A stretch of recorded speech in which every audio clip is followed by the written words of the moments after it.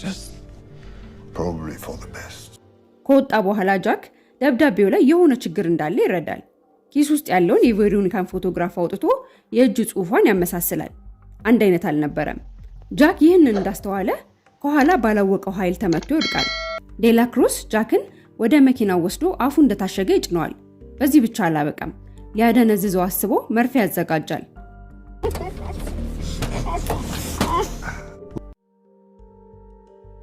ሰላም፣ ከሁሉ ፊልም ነን።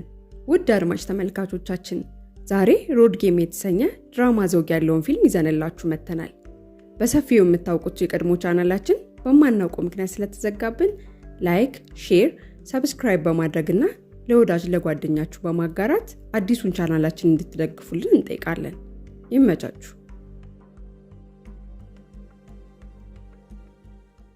ፊልሙ ሲጀምር ማንነቱ ያልታወቀ ሰው የአንድ ሰውን አስክሬን ሲቀብር እንመለከታለን። አስክሬኑ በሰው እጅ የተቆራረጠ ይመስላል። ከዚህ በመቀጠል ትዕይንቱ ጃክ ወደተባለ ሰው ይወስደናል። ጃክ ወደሚሄድበት መንገድ የሚሸኘው ሰው እየጠበቀ ነው። ማንም ሊረዳው ፈቃደኛ አይደለም።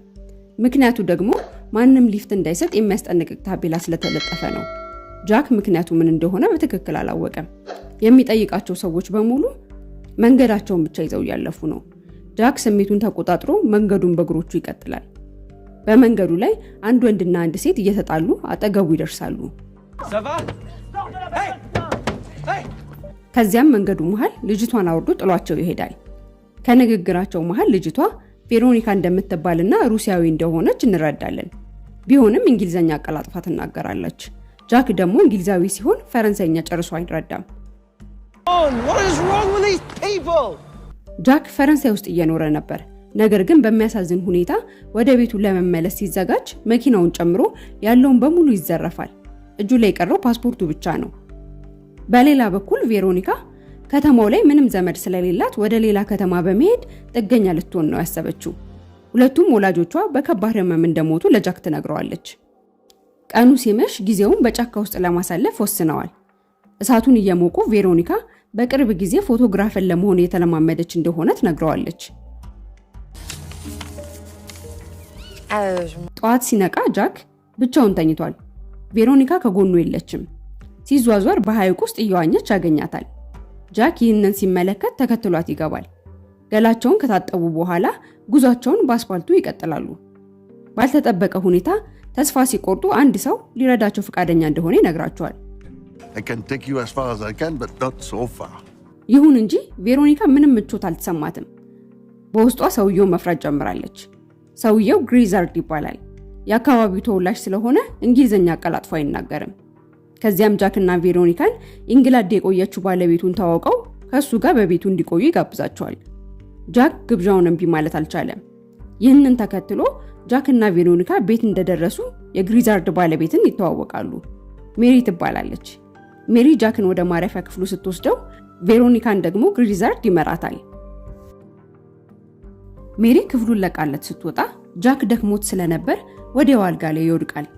ጃክ ከእንቅልፉ ሲነቃ ውድቅት ሌሊት ነበር። ክፍሉ ውስጥ ጃክ ግሪዛርድ ተብሎ የተጻፈበትን ሳጥን ሲመለከት ወደዚያ ያመራል። ሲከፍተው የግሪዛርድና የሜሪ የወጣትነት ፎቶዎች ተሰብስበዋል። ሳጥን ውስጥ ታዳጊ ወንድና ሴት ፎቶዎችንም ይመለከታል። ባየው ፎቶ መሰረት እዚህ ቤት ውስጥ ባልና ሚስት ብቻ እንደሚኖሩ ያረጋግጣል። ቢሆንም ግን ጃክም ሆነ ቬሮኒካ ቤት ውስጥ ልጆቹን አላዩአቸውም። እራት ከተመገቡ በኋላ ጃክ በረንዳ ላይ ወደምታጨሰው ቬሮኒካ ይሄዳል። በወሬያቸው መሃል ቬሮኒካ ታናሽ ወንድም እንደነበራት ግን በሚያሳዝን ሁኔታ ድብብቆች ሲጫወቱ በትራክተር እንደተገደለ ትነግረዋለች። ከዚያም ጃክ ከግሪዛርድ ጋር ቴሌቪዥን ለመመልከት ወደ ውስጥ ይመለሳል። በዚያ ጊዜ ጃክ ከቤተሰቡ ጋር ለመገናኘት ቤቱን ለቆ በፍጥነት ወደ ኢንግላንድ መመለስ እንዳለበት ይናገራል። በተጨማሪም ቬሮኒካ ጥገኛ ሆና ህይወቷን ለመቀጠል ወደ ሌሎች ከተሞች ለመሰደድ ወስናለች። ብዙም ሳይቆይ ጃክ ግሪዛርድን ስለ ልጆቹ ይጠይቀዋል። ነገር ግን ግሪዛርድ ልጅ የሚባል እንደሌለው ይመልሳል። ሆኖም ጃክ መለስ ብሎ ልጆቹ የማን እንደሆኑ ማሰብ ይጀምራል። የግሪዛርድ አገላለጽ አስገርሞታል። በጉዳዩ ላይ መጨነቅ ስላልፈለገ ትቶት ይተኛል። በማግስቱ ጠዋት የግሪዛርድን ቤት ከመልቀቁ በፊት ገላውን ይታጠባል። ይሁን እንጂ በዛ ጠዋት በቤት ውስጥ የነበረው ጸጥታ ለየት ያለ ነበር። ወደ ክፍሏ ሲሄድ ቬሮኒካ በዚያ አልነበረችም። ጃክ ከመጠን በላይ ማሰብና መጨነቅ ይጀምራል። ድንገት ግሪዛርድ መዶሻ ይዞ ከፊቱ ይቆማል። À quoi ça? J'aurais peur. ግሪዛርድ ቬሮኒካ ብቻዋን እንደሄደችና እሱን መቀስቀስ እንዳልፈለገች ይነግሯል።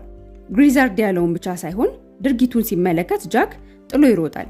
በመጨረሻም ጃክ ከቤት ከመውጣቱ በፊት ቬሮኒካ የጻፈችለትን ደብዳቤ ሲያነብ ስሜቱ ይረበሻል። Probably for the best. ከወጣ በኋላ ጃክ ደብዳቤው ላይ የሆነ ችግር እንዳለ ይረዳል። ኪስ ውስጥ ያለውን የቬሮኒካን ፎቶግራፍ አውጥቶ የእጅ ጽሑፏን ያመሳስላል። አንድ አይነት አልነበረም። ጃክ ይህንን እንዳስተዋለ ከኋላ ባላወቀው ኃይል ተመቶ ይወድቃል። ከሰመመን ሲነቃ በፒካፕ መኪና ላይ ተጭኗል።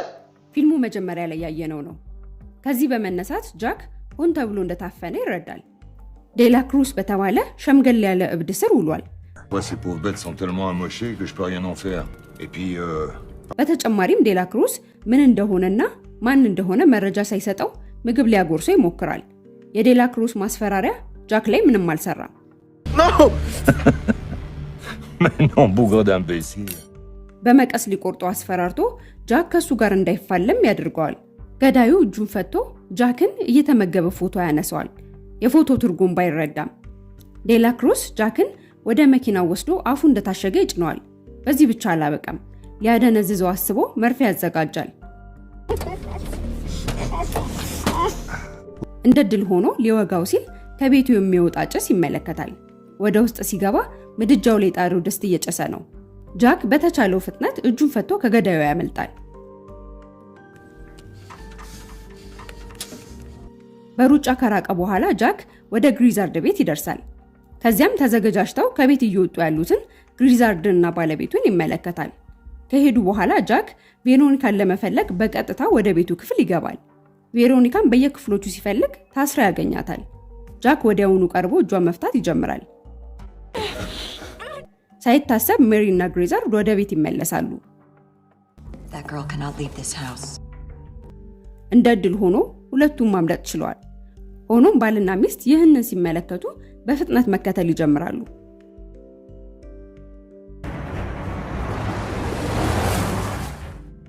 ነገር ግን ጃክ እና ቬሮኒካ መኪና ከያዙት ማምለጥ አልቻሉ። ጃክ እና ቬሮኒካ ሌላ ምርጫ አልነበራቸውም። ግሪዛርድና ሚስቱን ፊት ለፊት ይጋፈጣሉ። ሁለቱም ተስፋ አልቆረጡም። ቬሮኒካ እየመራች ጃክን ወደ መጋዘን እንዲደበቁ ትወስደዋለች። በሚያስደንቅ ሁኔታ መጋዘኑ የዴላ ክሩስ ነበር። እሱም በውስጡ ይታያል። Qui est là? Bon, arrêtez vos conneries maintenant. ቬሮኒካ ዴላ ክሩስን ትጋፈጠዋለች። ስታየው ግራ ተጋብታለች። ጃክ ዴላ ክሩስ ላይ ተኩሳል። ሽማግሌው መንገዳገድ ይጀምራል። ከዚያም የሾለ ብረት ላይ ይወድቃል። ቬሮኒካ ምን እንዳቀደች ባይታወቅም ጃክን መታ ትጥለዋለች። ከዚህም በላይ ቬሮኒካ በዴላ ክሩስ ሞት ደስተኛ አትመስልም። የያዘችውን ቢላ ደረቱ ላይ ትሰካዋለች። በኋላም ግሪዛርድ እና ሜሪ ወደ መጋዘኑ ይገባሉ። ግሪዛርድ ወዲያው በፈረንሳይኛ ከቬሮኒካ ጋር መነጋገር ይጀምራል። Mais tu vas jouer avec moi, papa, n'est-ce pas? ቬሮኒካ አባቴ ብላ ትጠራዋለች። ይህም ቬሮኒካ በህፃንነት መልኳ እንዲያስተውላት ያደርጋል። በሌላ በኩል ቬሮኒካ ያለፈውን ጊዜ በሙሉ ጃክን ስትዋሸው እንደነበር እንረዳለን። ግሪዛርድም ቬሮኒካ ልጁ ሆና ልጅ የለኝም ብሎታል። በዚህ ጊዜ ቬሮኒካ ያለምንም ምክንያት ሰዎችን ተከታትላ የምትገል ነፍሰ ገዳይ እንደሆነች እንረዳለን። በተጨማሪም ቬሮኒካ ወንድሟን በአሰቃቂ ሁኔታ ገድላለች። ስለዚህም ፊልሙ ሲጀምር የተቆራረጠ ሬሳ ሲቀብር ያየነው ሰው ቬሮኒካ ሆና ትገኛለች።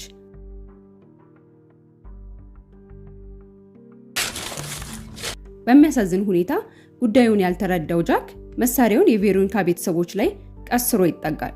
አለመታደል ሆኖ ሁኔታውን በእንግሊዘኛ ልታስረዳው የነበረችው ሜሪ በቬሮኒካ ተመታ ትወድቃለች። ግሪዛርድ ብቻውን ቀርቷል። ምንም ማድረግ አልቻለም።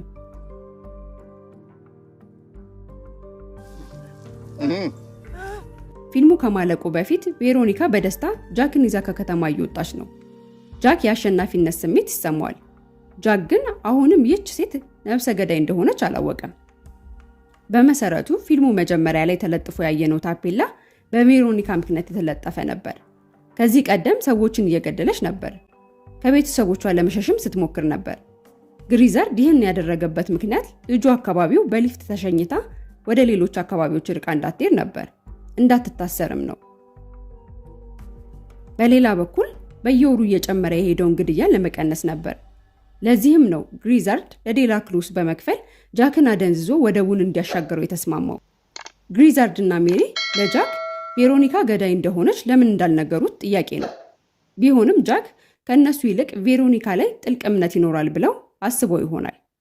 አበቃን። ከሁሉ የፊልም ቻናልን ሰብስክራይብ በማድረግ በዓለም ዙሪያ የሚሰሩ ፊልሞችን ታሪክ በአጭሩ ይመልከቱ።